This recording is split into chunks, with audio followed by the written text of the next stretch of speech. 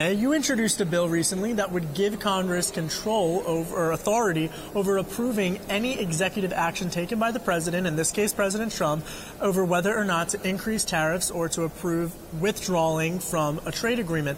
Why did you think it was necessary to do this? This is part of a decades-old problem that's been created by Republicans and Democrats alike, in which Congress has handed over its authority to the executive branch, sometimes to executive branch bureaucrats, and we see that with our $2 trillion in regulatory compliance costs each year, and sometimes in other more discrete areas like foreign relations or here trade. Right, but your critics are saying that you're taking away power. You're trying to take away power from President Trump. Is that what you're trying to do? What I'm looking at is the Constitution, which gives power to Congress to make laws, and specifically to make laws, among other things, about things like tariffs. So we have things like there are provisions in the Tariff Act of 1930. There are provisions in the Trade Act of 1974 that give immense discretion to the executive branch to decide just unilaterally to make certain decisions to raise tariffs.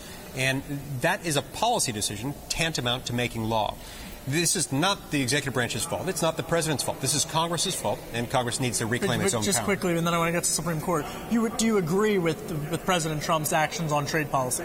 Well, those policies are still unfolding. It's not entirely clear what actions he wants to take in this area. But my concern is a deeper one. It's a broader one. It's one that has been brewing since long before we knew who the president would be.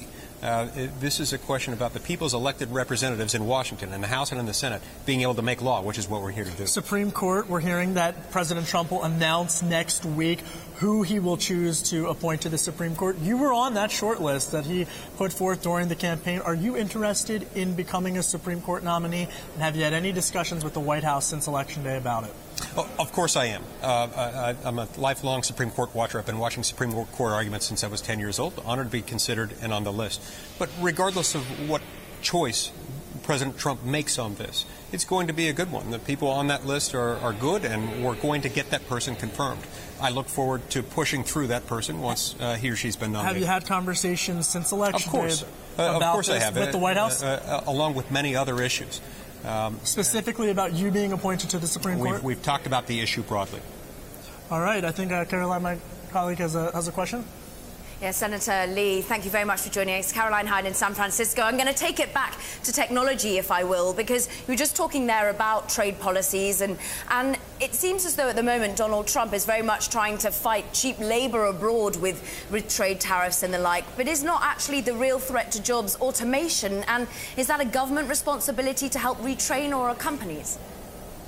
No, I don't think that's a government responsibility. We have to look at technology in much the same way we look at other types of competition. What our job is, from the standpoint of government, is to make sure that government isn't putting undue burdens on companies. They face enough pressures from other areas. We can at least make sure that we are no longer the country with the highest corporate tax rate in the developed world. We can at least make sure that we're no longer putting $2 trillion in regulatory compliance costs on Americans every single year. And all those costs, keep in mind, get passed down to America's poor middle class, who pay for those costs through higher prices, diminished wages, unemployment, and underemployment. That's why there's a lot we can do to increase the competition of American manufacturers, of American employers, and to give more opportunities to American workers by focusing on those issues, by reducing those barriers that government itself has put in place.